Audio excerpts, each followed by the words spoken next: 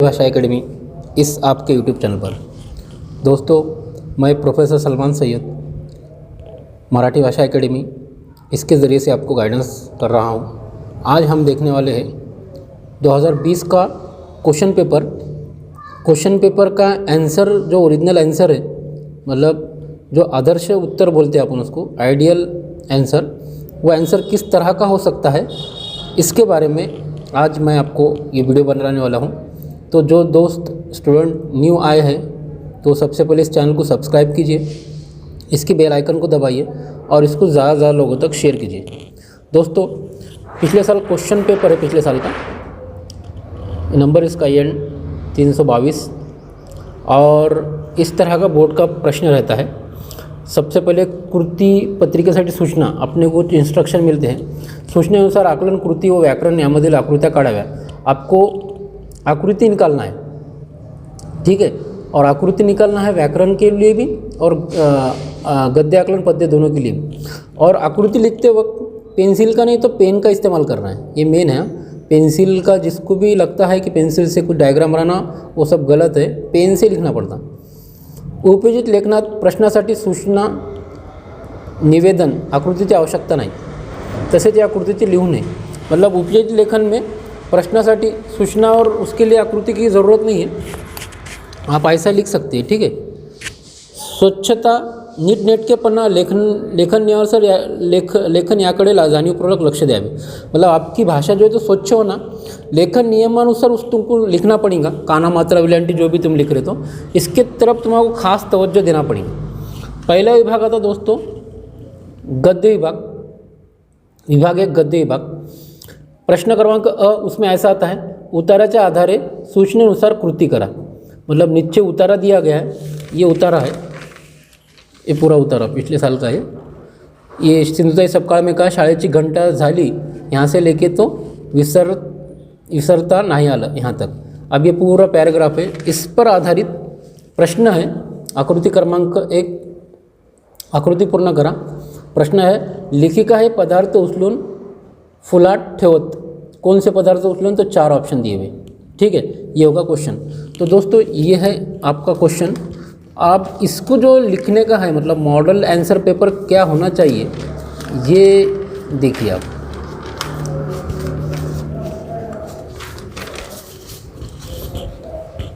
ये हमारे एक स्टूडेंट है, मेरे क्लास में एक स्टूडेंट है जिनकी ऐसी प्रैक्टिस चल रही है और इनको इंशाल्लाह अच्छे से अच्छे मार्क्स मिलने वाले हैं बोर्ड में, क्योंकि उनकी प्रैक्टिस ही ऐसी करा के लिए हमने। तो इसी तरह की प्रैक्टिस अगर आपको भी करना है दोस्तों, तो आप, मेरा नंबर है 9158949409, इस नंबर पर व्हाट्सअप कीजिए। मेरी ऑनलाइन क्लासेस शुरू है 2। आप न्यू एक क्लास मैं लॉन्च करने वाला हूँ अभी 1 महीने के लिए, बोर्ड के लिए खास, जिसमें हिंदी मराठी का सिर्फ बोर्ड के प्रश्न उत्तर कैसे लिखते हैं और बोर्ड में कैसी काट छाट होती है, इसके बारे में पूरी उनके गाइडेंस किया जाएगा 1 महीना। तो जो लोग उस क्लास ज्वाइन करना चाहते हैं तो इस नंबर पर 9158949409 पर कांटेक्ट कीजिए। देखिए दोस्तों, हमने प्रश्न देखे थे कि लेखिका है पदार्थ उचलून फुलाट ठेवत, तो ये उसका आकृति होगी। इसका आंसर इस तरह का लिखना पड़ेगा अपन, लेखिका है पदार्थ उचलून फुलाट ठेवत। तो ये जो पैराग्राफ है, ये पैराग्राफ में से अपने को चुनकर वहाँ पे लिखना है। तो इस तरह उसका डायग्राम बनाना पड़ेगा। लाडूचा तुकडा, भुरका, गुळाचा खडा, जिलेबीचा टुकड़ा, इस तरह है ना। उसके बाद में देखो दोस्तों, प्रश्न क्रमांक इसके अंतरित। अब प्रश्न उत्तर आपको एकदम, मतलब जो बच्चों को बोर्ड का पेपर क्या होता है ये मालूम ही नहीं है, तो उनके सामने बोर्ड का पेपर भी है और एक काल्पनिक बोर्ड की आंसर शीट भी है, ठीक है। दूसरा प्रश्न था, लेखक कागद पेन म्हणून वापरत असणारी वनस्पति। मतलब लेखिका कौन कौन से चीज़ों को, वनस्पति की चीज़ों को वापरती थी, तो इसका उत्तर इस तरह करेंगे। अब देखो दोस्तों, लिखने का भी पैटर्न ऐसा, एक प्रश्न क्रमांक पहला, उसमें का आ में का पहला, फिर आ में का दूसरा, फिर ये कोणता है, भराडीचं झाड। कोणतं झाड होतं, भराडीचं झाड, ठीक है। उसके बाद में का खास क्वेश्चन स्वमत का है, स्वमत आकलन। दोस्तों स्वमत जो है ना, तो ये आपको आता ही है स्वमत एक, ठीक है। तो स्वमत आपको जब भी लिखना है तो स्वमत के एक्टिविटी में आपको 3 मार्क के लिए आपको जो है तो उसके अंदर पर्सनल रिस्पॉन्स बोलेंगे इसको, की तुम्हाला काय समजलं. स्वमत म्हणजे स्वतःचे मत, स्वतःचे मत. तुम्हाला जे कळाले ते तुम्ही लिहा. सिंधुताईंना शिकण्याची खूप तळमळ होती, हे तुमच्या शब्दात लिहा. अब ये स्वमत बहुत सारे बच्चों को कैसा है लिखने का ये मालूम ही नहीं है, तो देख लीजिए.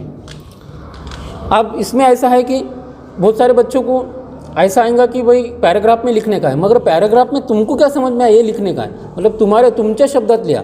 तो इसमें लिखा आहे, सिंधुताई जेव्हा म्हशी चारायला जायची तेव्हा शाळेत मुली चांगले कपडे घालून व वेणीफेणी करून खेळताना दिसत. तेव्हा त्यांच्या मनात आले की आपणही असे शिकावे. त्यांना म्हशी सांभाळाव्या लागत. तरीही वेळेवर कष्टपूर्वक अभ्यास करायचा त्यांनी इच्छा व्यक्त केली आणि शाळेवरच्या डोममध्ये जेव्हा म्हशी बसत तेव्हा ते दोन ताससाठी शाळेत जायची. आता लेखिकेची यामध्ये तळमळ दाखवलेली आहे शिक्षणाची, की लेखिका शिक्षणासाठी किती आतुर होत्या. ते म्हशी चारत, जंगलामध्ये जात, तरीसुद्धा शाळा शिकत.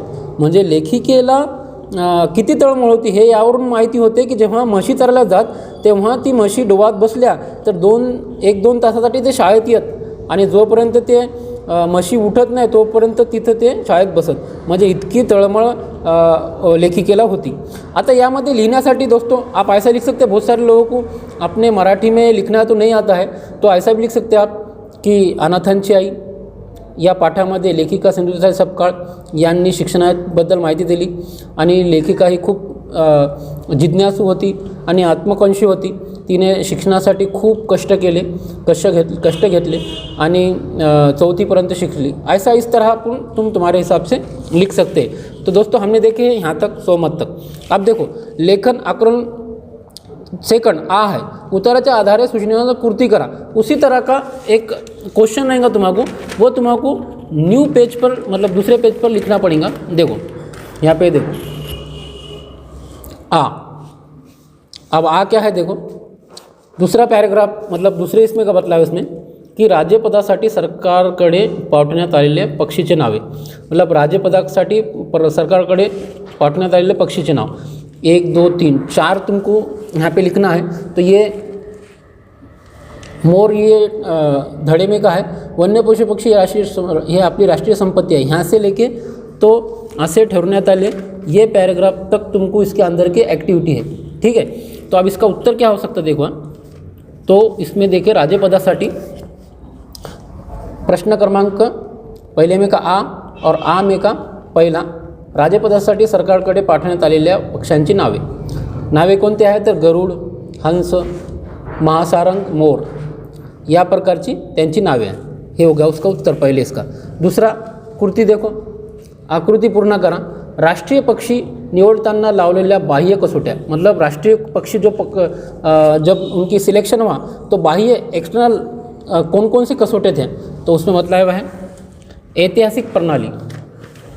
क्या है ये ऐतिहासिक प्रणाली, ये भी आपको उसमें डायग्राम बतला है उसी तरह लिखना है. ठीक है, जिस तरह डायग्राम है उस तरह भी लिख सकते तुम. ऐतिहासिक प्रणाली आणि काव्यांची पार्श्वभूमी ये डायग्राम में लिखना है दोस्तों. ठीक है, ये 2 हो गए. अब देखिए तीसरा, इसके बाद में एक क्वेश्चन है. राष्ट्रीय पक्षी हा किताब मिळवण्यासाठी मोराकडे असलेले पक्षी वैशिष्ट्य, मतलब राष्ट्रीय पक्षी मोर को क्यों सिलेक्ट करे, उसकी कौन सी खसूसियत है वो आपको लिखना है. तो पहा, राष्ट्रीय पक्षी हा मानाचा किताब मिळण्यासाठी मोराकडे असे वैशिष्ट्य कोण किती आहे. पहिला वैशिष्ट्य आहे रंग, शरीर सौष्ठव. ठीक आहे, त्याच्यापाशी रंग आहे आणि याच्यामध्ये पहा रंग, शरीर सौष्ठव, कलात्मकता, कंठस्वर आदी. रंग, शरीर सौष्ठव, कलात्मकता आणि कंठस्वर हे या 3 गोष्टी मोराकडे आहे. त्याच्यामुळे मोर हा राष्ट्रीय पक्षी म्हणून घोषित झाला. आता त्यानंतर अब उसके बाद में देखो दोस्तों, ये हो गया, ये क्वेश्चन हो गया विभाग 2. कौन सा विभाग 2? पद्य विभाग में का प्रश्न क्रमांक दूसरा, सीक्वेंस से शुरू है. प्रश्न क्रमांक दूसरा और दूसरे में का अ. क्या है दूसरे में का अ? देखिए, कवितेच्या आधारे सूचनेनुसार कृती करा. जो कविता दी जाएंगी उसको उस सूचने के आधारे कृती करना है. उत्तर लिहा. नारळाच्या आतमध्ये असणारे अभंगात उल्लेखलेले फूल और फळे. आता अभी अभंग आहे केकतीला काट्यांचे वेडे, ये अभंग आहे तो बोधा संगे परियेसा, ये जो इसके अंदर का जितने भी इस पर क्वेश्चन है, तो आप क्वेश्चन का आंसर कैसा रहेगा, देखो पद्य विभाग 2 पद्य, ये आपको लिखना नहीं है, डायरेक्ट क्वेश्चन डालना है बोर्ड में ये वाला। और अ में का पहिला, नारळाच्या आतमध्ये असणारे 9 खोबरेल, नारळाच्या आतमध्ये असणारे 9 खोबरेल, ये होगा उसका उत्तर। अभंगात उल्लेखलेले फुले व फळे, केकती और फणस, केकती ये फूल आणि फणस ये फळ, ठीक है। अब उसके बाद में बतलाया हुआ दोस्तों क्वेश्चन नंबर उसी में की दिलेल्या पंक्तीचा सरळ अर्थ लिहा। कोणकोणती पंक्ती होती, केकतीला काट्यांचे वेडे, भिंत्री निभती केवडे, तैसे साधुओंचे शब्द गाडे, परोपकारी लागी, ठीक है। अब ये देखो, ये होगा क्वेश्चन। अब ये तुमने डायरेक्ट आंसर भी लिखत चलता या ऐसा भी लिखत चलता, डायरेक्ट आंसर लिखने का। अब इसमें आंसर ये अच्छा ऐसा लिख सकते, देखो अलग अलग दोस्तों आंसर हो सकते हैं, मगर हमने इस तरह लिखे हैं ताकि अच्छे मार्क मिले, अच्छे मार्क मिलने स्टूडेंट का आंसर इस तरह होता है। शेख मोहम्मद सांगते सेव या अभंगात संत शेख मोहम्मद यांनी साधूंच्या अंतरंगात दर्शन घडले आहे। संत सांगतात की केकतीला झाडाला काट्याने वेढलेले असतात, परंतु आत मात्र सुगंध केवढा जन्माला येतो। त्याचप्रमाणे साधूचे शब्द वरून कठोर पण आतमधून मऊ असतात। साधूंचा उपदेश वरून बोचरा असतो तरी आतमधून तो हितकर्णी असतो।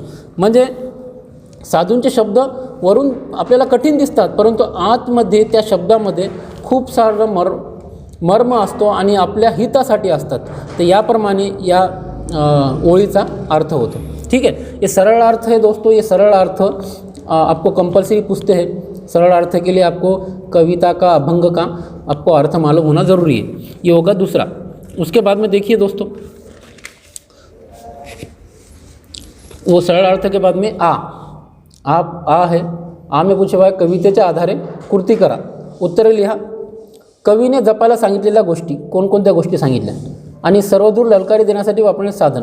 आता ये का है, नारळ कठीण दिसे बाहेर भित्री खोबरेलवरून सभे श्रोत्यांप्रती, ये जो पैराग्राफ, ये जो इसमें का इसके संतवाणी के इसके अभंग के जो शब्द है, ये ओळी है, इसके अंदर आपको पूछे हुआ है क्वेश्चन।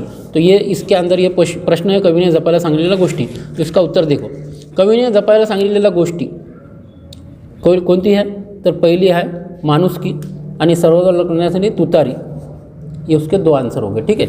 उसके बाद में प्रश्न देखिए दोस्तों, उसके बाद में का प्रश्न है, हा देश माझा, इसमें का दिलेल्या पंक्तीचा सरळ अर्थ लिहा। जे हात उत्सुकलेले दगडांच्या वर्षावाला, रोकते लावा कार्याला या देशाच्या प्रगतीला। इस ओळी का अपने को अर्थ लिखना है। तो अब इसका उत्तर डायरेक्ट हमने लिखना है दोस्तों। प्रश्न क्रमांक 2, हाँ, क्योंकि ये पहला प्रश्न होगा, ये दूसरा होगा। इसमें लिखे हा देश मावा या कविद्वारे कवी सेनापती बापट यांनी एकजूट निर्माण करण्याचा संदेश दिला आहे। म्हणजे राष्ट्राची एकात्मता आणि अखंडता टिकाव म्हणून संत आपले कवी सेनापती बापट यांनी आपल्याला या कवितेद्वारे संदेश दिला। का संदेश हे दिला की जे हात उत्सुकलेले असतात, कवी म्हणतात की हिंसा रोखण्यासाठी आणि एकमेकांना हिंसा करण्यासाठी आणि एकमेकांना मारण्यासाठी जे हात तुमच्या उत्सुकलेले आहे, म्हणजे एकमेकाला मारण्यासाठी तुम्ही उत्सुकता रोखा, ते थांबवा, ते ही हिंसा थांबवा। देशामधली जे जातीय दंगली आहे, एकमेकाबद्दल जो आपली एकमेकाबद्दल जी रोष आहे, जे आपला क्रोध आहे, ते थांबवा। आणि या हाताला, जे हात तुमचे एकमेकाला मारण्यासाठी आणि दंगा करण्यासाठी उचलतात, तर त्या हाताला थांबवा आणि त्याच हाताद्वारे देशाची प्रगती करा। म्हणजे देश कार्य करा आणि देशाची जी प्रगती होईल तर ते सगळ्या समाजासाठी होईल आणि तुमच्यासाठी सुद्धा होईल। तर तुम्ही या हाताला आणि तुमच्या या कामाला तुम्ही चांगल्या देशाच्या कार्यासाठी लावा। याप्रमाणे या 2 ओळीचा अर्थ इथं स्पष्ट होतो। तो दोस्तों ये था गद्य विभाग और पद्य विभाग। आप दूसरा प्रश्न क्रमांक विभाग क्रमांक 3 में भाषा अभ्यास आता है ना, व्याकरण घटकावर आधारित। प्रश्न क्रमांक 3 व्याकरण घटकावर आधारित पुढील वाक्यांचा काळ ओळखा। अब आपने को ये काळ पहचानने का है, कौन सा, पहला पुढील का वाक्याचा काळ ओळखा। पहला क्या है, देखो दोस्तों,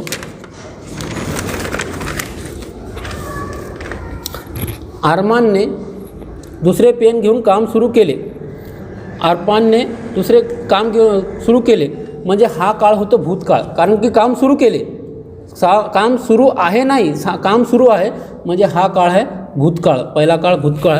झाडावर फुले हसू लागतील, काळ ओळखा है मित्रांनो, काळ ओळखा, काळ पहचानना है, तो ये काल रहेगा भविष्य काल. आया समझ में? अब दोस्तों इसमें मैं तुमको एक्स्ट्रा बतलाता हूँ कि इसमें क्या क्या हो सकता है. अरमानने दुसरे पेन घेऊन काम सुरू केले, या काळाचा भविष्यकाळ करा. तर अरमान दुसरे पेन घेऊन काम सुरू करणार, ये होगा उसका भविष्यकाळ. आणि वर्तमान काळ, अरमान दुसरे पेन घेऊन काम करत आहे, हे झाला वर्तमान काळ. झाडावर फुले हसू लागली, हे भविष्यकाळ. आता याला जर आपण भूतकाळ केलं तर झाडावर फुले हसत होती, आणि वर्तमान काळ करायचं म्हटलं तर झाडावर फुले हसत आहे. याप्रमाणे याचे या प्रश्नाचे इतके सारे प्रश्न बनू शकतात. तर तुम्ही याप्रमाणे अभ्यास करा. हे झाला पहिला भूतकाळ, दुसरा भविष्यकाळ. तिसरा प्रश्न वाक्प्रचार म्हणजे जे वाक्यप्रचार असतात, काही गोष्टी सरळ न सांगता वाक्यप्रचाराद्वारे आपण त्याचं उत्तर देतो, त्याला म्हणतात वाक्यप्रचार. तर या वाक्याचे प्रचार पहा. खाली वाक्प्रचार व त्याचा अर्थ सांगा, जोड्या जोडा. म्हणजे मित्रांनो, वाक्प्रचारबद्दल आणि काळाबद्दल, ये दोनों के लिए भी मैंने टॉपिक बनाया है. डिस्क्रिप्शन बॉक्स में मैं उसको आपको लिंक दे देता, काल का भी और वाक्प्रचार का भी. आप जाके वो देख लीजिए, ताकि आपको काल भी समझ में आएगा, काल के कितने प्रकार है और वाक्प्रचार क्या होता है और कितने आ सकते हैं. तो इसमें देखिए 2 इसमें जोड़ा लगा हुआ आता है. पहली आती है वाक्प्रचार, उसका आता है मतलब अर्थ, घरानी करने, भामावन जाने. अब 3 वाक्य प्रचार देंगे तो इसका सही अर्थ अपने को डायरेक्ट उत्तर लिखना है. मतलब इसमें ऐसी ये जोड़ी ऐसी नहीं लगाना है, हमको डायरेक्ट उत्तर लिखना है. तो उत्तर कैसा रहेगा बोर्ड में देखो दोस्तों, ये दूसरा प्रश्न बना, उसका दूसरे का उत्तर ये दिख रही है.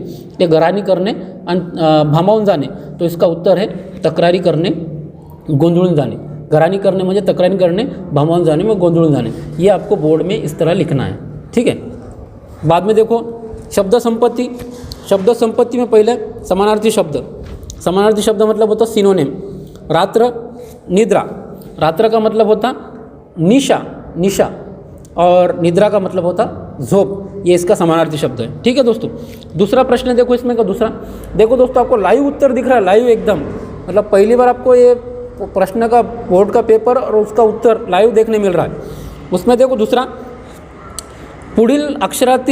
पुढील शब्दातील अक्षरापासून 2 अर्थपूर्ण शब्द तैयार करा. ये अक्षर को आपको ये शब्द मिलेगा, इससे 2 मीनिंगफुल जुमले तैयार करना है. जैसा आप यहाँ पे देखो, ये वज़न है एक और एक दार है, तो ये मिल गया इसका उत्तर.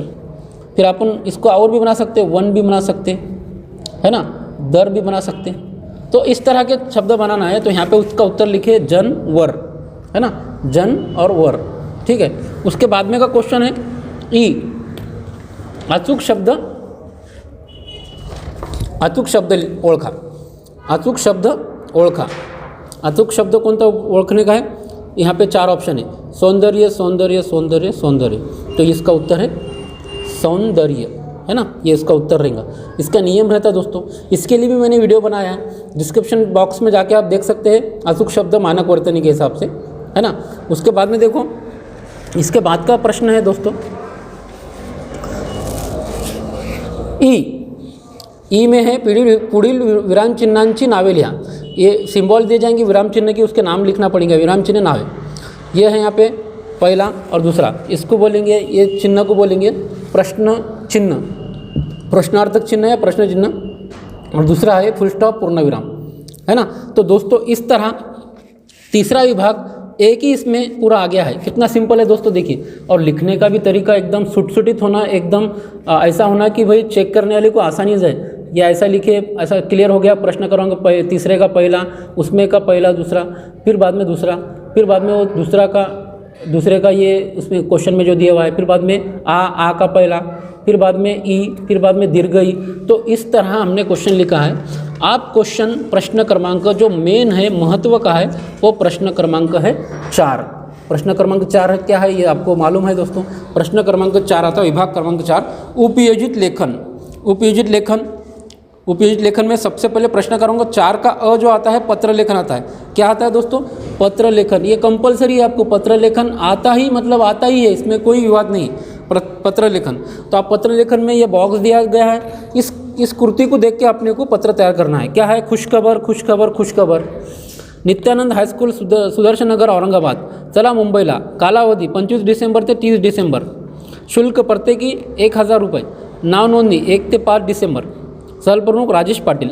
अब राजेश पाटिल को पत्र लिखना है हमको, है ना। इसमें 2 प्रकार है दोस्तों, यश रेश्मा गोरे मुलगा मुलगी या नात्याने सहलीला जाण्यासाठी परवानगी मागणारे वडिलांना पत्र लिहितो। वडिलांना, वडील मतलब फैमिली आ गई, वडील हो गया या फिर मित्र हो गया, परिवार। तो ये सब कुछ कौन से पत्र रहते दोस्तों? औपचारिक पत्र, फॉर्मल लेटर, है ना, ये फॉर्मल रहते। और जो ये पत्र देखो, यश रेश्मा गोरे या नात्याने सहल प्रमुखलीसाठी आपले नाव नोंदणी विनंती कराने पत्र लिहा, औपचारिक पत्र, ये लिखेंगे औपचारिक पत्र। तो ये रहेगा औपचारिक पत्र, मतलब इसमें फॉर्मेलिटी है। तो अब ये पत्र है दोस्तों, ये देख लिया आपने पत्र, तो ये पत्र का उत्तर देखिए आप। सबसे पहले ये उसका उत्तर है। सबसे पहले पत्र लेखन कर रहे हैं हम, तो पत्र लेखन करते टाइम में सबसे ऊपर दिनांक आएंगी, आया समझ में? दिनांक 3 दिसंबर 2020। बाद में जिसको लिख रहे हो वो प्रति माननीय सहल प्रमुख राजेश पाटिल साहेब, विषय सहलीला नाव नोंदणी करण्याबाबत। अब ये क्या है देखो, महोदय दरवर्षी। अब ये महोदय में फिर पूरी मालूमात जो उसका मुख्य मजकूर है वो डालना पड़ेगा कि दरवर्षी प्रमाणे याही वर्षी आपल्या टूर्स अँड ट्रॅव्हल्सतर्फे सहल मुंबईला जात आहे आणि आपल्याला महाविद्यालयाने सुद्धा आपल्याकडे सहलीचे पूर्ण नियोजन दिले आहे, कारण आपलं व्यवस्थापन आणि नियोजनबद्धता हे सर्वांना परवडेल अशा दरात असते। तसेच सहलीला जाण्यासाठी खूप विद्यार्थी आतुर आहे आणि आनंदित आहे, परंतु प्रथम नाव नोंदवणे आवश्यक आहे। तरी कृपया माझे नाव नोंदवून घ्या आणि मला सहलीसाठी योग्य समजावे हीच विनंती। तो इस तरह का पत्र लिख सकते हैं दोस्तों। पत्र में फॉर्मेट में एक ही रहता है, इसके अंदर अलग अलग चेंज हो सकते हैं। अब तुम्हारे हिसाब से लिख सकते हैं, मगर ये ऐसा सुटसुटित पत्र आपको लिखना है। ये पत्र होने के बाद में ये पहला है, पत्र कोई भी आएगा तो औपचारिक पत्र रहा, तो सबसे पहले दिनांक, प्रति में जिसको लिख रहे मेन हेड को, बाद में विषय, बाद में महोदय, और बाद में महोदय में उसकी पूरी मालूमात। उसके बाद का जो उसमें टॉपिक है, मतलब उसके बाद का जो लिखने का ये है पोर्शन, उसमें है बाद में का नंबर आखिरी में आएगा। लेफ्ट साइड में अपला विश्वासू अबक। अब ये काल्पनिक है भवानी पेट। और लास्ट में आपको ईमेल आईडी लिखना है। ईमेल आईडी लिखना कंपलसरी है, xyz@gmail.com। इस तरह आपको पूरा जो है तो पत्र लेखन आपको लिखना है दोस्तों। ऐसा अगर पत्र आपने लिखे बोर्ड में तो आपको 4 में से 4 या फिर 3.5 4 मतलब जितने भी ज़्यादा हो आपको मार्क मिल सकते हैं। ठीक है, तो ये हो गया पत्र लेखन। उसके बाद में देखो दोस्तों, प्रश्न क्रमांक आ आता है। प्रश्न क्रमांक 4 में आ ये आता है, कोणतीही कृति, एक कृति सोडा, मतलब इसमें एक कृति आती है, 4 ऑप्शन आते हैं आपको। एक तो गद्य आकलन आएगा, ठीक है, गद्य आकलन आएगा, या फिर जाहिरात लेखन आएगा दोस्तों। और में उसके और में आता है फिर बातमी लेखन, उसके और में आता है कथा लेखन। तो कथा लेखन लिखो, बातमी लेखन लिखो, जाहिरात लेखन लिखो, या फिर गद्य आकलन, मतलब 4 प्रश्न बनाओ। ये आप पर डिपेंड है, आपको क्या अच्छे से आता है। तो हमने यहाँ पे गद्य आकलन को चूज़ किया है, क्योंकि गद्य आकलन को दोस्तों सिर्फ प्रश्न तैयार करना पड़ता है और उसमें ज़्यादा कोई मतलब मार्क कटने की कोई गुंजाइश नहीं रहती, इसलिए इसमें प्रश्न तैयार करना है। तो प्रश्न कैसे तैयार करें देखो, खालील एक कृती करा, खालील उतारा वाचा व त्यावर 4 प्रश्न असे तयार करा की ज्याची प्रत्येकाची उत्तरे एका वाक्यात येतील। उसका उत्तर एक वाक्य में आने होना दोस्तों, एक वाक्य में आने होना। देखो क्या है, क्या कैसा है उतारा देखो, निसर्गातील प्रत्येक दृश्य माणसाच्या मनाला आनंदित करणारे आहे। सूर्यास्ताच्या वेळी आकाशात अवर्णनीय शोभा दिसते, सूर्यबिंब लाल भडक झालेला असते आणि मेघांच्या पटलावर संध्या रागांच्या अनंत छटा पसरलेल्या असतात। किलबिलाट करीत घरट्यांकडे पक्षी परततात। सकाळी भिन्न भिन्न मार्गाने उडालेले पक्षी संध्याकाळी मात्र गटागटाने घरट्याकडे येतात। रानवनात चारव्यास गेलेली गुरेढोरे सुद्धा आतुरतेने घराकडे येत असतात। त्यांच्या गळ्यातील घंटानाद कानाला तृप्त करतो। त्याचवेळी त्यांच्या पावलांनी उडालेला धूळ वातावरणात लाल रंगाचे मिसळते आणि वातावरणातील पवित्र करते। मंद मंद वाऱ्यानं झुळकलेले झाडे वेलींना हिंडळतात, हळूहळू काळोख्याची मखमल धरती पांघरते आणि सारे विश्व विश्रांतीत रमन्नात होते। आता अब ये उतारा है दोस्तों, इसमें अपने को प्रश्न तैयार करने का है। तो प्रश्न कैसा तयार करने का देखिए की जब भी इसका एक एंड होते रहता, मतलब निसर्गातील प्रत्येक दृश्य माणसाला मनाला आनंदित करणारे आहे। तो आहे मतलब यहाँ पे हो गया कंप्लीट वाक्य। तो यहाँ पे आपण एक प्रश्न तयार कर सकते की माणसाच्या मनाला काय आनंदित करते, माणसाच्या मनाला काय आनंदित करते, हे हो गया पहिला प्रश्न। पक्षी घराकडे कसे पसरतात, पक्षी घराकडे कसे परततात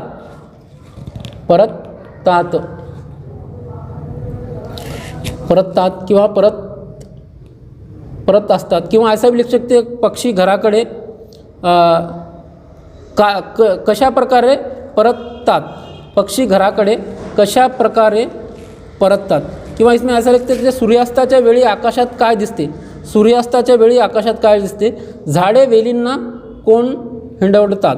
मतलब इसमें कौन काय कशे ऐसे प्रश्न तैयार कर सकते हैं और तुम गद्य आकलन बना सकते हैं। तो इस तरह का गद्य आकलन मतलब 4 प्रश्न।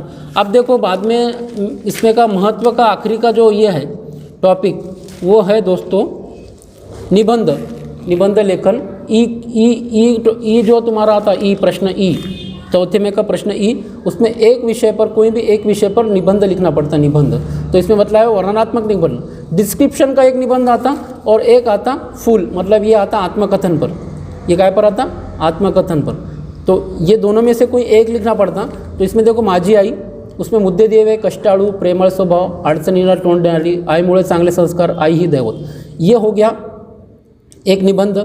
तो ये निबंध आपको मतलब ये इस टाइप के, ये दोनों में से एक कोई भी आता है, कंपलसरी है, तुमको दोनों में से एक की प्रैक्टिस करना ज़रूरी है दोस्तों। मतलब ये कंपलसरी निबंध में वर्णनात्मक आएगा और आत्मकथन पर आएगा। अब दोनों में से तुम्हारी जो प्रैक्टिस है वो लिख सकते हैं। तो इसको हमने ये पहला निबंध लिखा है माझी आई, कष्टाळू, प्रेमळ स्वभाव, आई ही दैवत, अडचणीला तुंडाळी, आईमुळे चांगले संस्कार। अब देखो दोस्तों कि सबको अपने अम्मी के बारे में, अपने माँ के बारे में, अपने मदर के बारे में बहुत ही प्यार होता है, मोहब्बत होती है, उसके बारे में लिखना मालूम होता है। तो आपको मौका है, तुम लिख सकते हैं माझी आई। अब इसमें ये जो मुद्दे हैं दोस्तों, ये मुद्दे डालना नहीं पड़ता, कष्टाळू सामने लिखे ऐसा नहीं, ये मुद्दे उसी निबंध में आना चाहिए, आना ज़रूरी है। ये पूरे मुद्दे उस निबंध में आए तो जो निबंध फिर पूरा कंप्लीट होगा, ठीक है। तो आप देखो इसमें वो क्या क्या है की मला माझी आई खूप आवडते कारण ती माझी खूप चांगली मैत्रीण देखील आहे। माझी आई नेहमी माझी काळजी घेते, ती रोज सकाळी आमच्यासाठी नाश्ता बनवते आणि माझ्या शाळेचा डब्बा चविष्ट पदार्थ बनवून देते। ती रोज सकाळी सर्वांच्या उठण्याआधी त्या सर्व व्यवस्था करून ठेवत, ती माझी खूप काळजी घेते। मोकळ्या वेळात मला माझ्या शाळेचा जो होमवर्क असतो त्यामध्ये मदत करते। माझ्या आयुष्यात जर कोणतीही माझ्यावर सर्वात प्रभाव टाकला असेल ती माझी आई। तिने मला माझ्या जीवनात खूप साऱ्या गोष्टी शिकवल्या आहेत। मला पूर्ण आयुष्य कामात येतील म्हणून ती गर्वाने सांगू की माझी आई खूप आदर्श आहे आणि माझ्या जीवनात प्रेरणास्रोत देखील आहे। आपण आईशिवाय सुखी जीवनाची कल्पनाही करू शकत नाही। एक वेळेला ती स्वतः उपाशी झोपेल पण आपल्या पोरांना जेवण देणे विसरणार नाही। माझी आई खूप चांगली आहे, धार्मिक आहे, तिने मला खूप चांगले संस्कार दिले। वेळोवेळी गरिबांना दान करते, तिला गरीब भिकारी लोकांना अन्न देण्यासाठी आनंद होतो। ती दररोज न चुकता नमाज पठण करते, कुराण पढते। म्हणजे प्रत्येक धर्मासाठी तुम्ही वेगवेगळे लिहू शकता। मुस्लिम कुटुंबातील आई आहे तर ती नमाज पठण करणार, कुराण वाचणार। प्रश्न तिने आम्हाला धार्मिक आणि साहित्यिक पुस्तके शिकवली आहे, हेच कारण आहे की मला पूर्ण शिक्षण मिळाले। माझी आई खूप कष्टाळू आहे, तिला सकाळपासून तर रात्रीपर्यंत कामे करावी लागतात। ती सकाळी 5 वाजता उठते आणि सर्व व्यवस्था करून टाकते। मतलब इस तरह आप पूरा निबंध लिख सकते हैं। आपने दोस्तों ये एक पैराग्राफ और ये अगर इतना पैराग्राफ लिखे आपने तो आपको पूरे 4 में से 4 मार्क मिलने की पूरी संभावना है ना। तो ये 4 मार्क का है दोस्तों, ये टॉपिक 4 मार्क का है, तो 4 मार्क तो आपको मिल सकते हैं। तो दोस्तों देखिए कितना सुटसुटित और कितना अच्छा दिख रहा है ना। तो ये आपको जो है तो लिखना बहुत ज़रूरी है। ये अगर आपने लिखे तो आपको अच्छे से अच्छे मार्क मिलेंगे और आप जो है तो मेरिट में भी आ सकते हैं। तो इस तरह का बोर्ड का पेपर था और बोर्ड के पेपर का हमने विश्लेषण किया है। और भी ऐसे ही टॉपिक आपको विश्लेषण किए जाएंगे, हिंदी का भी, मराठी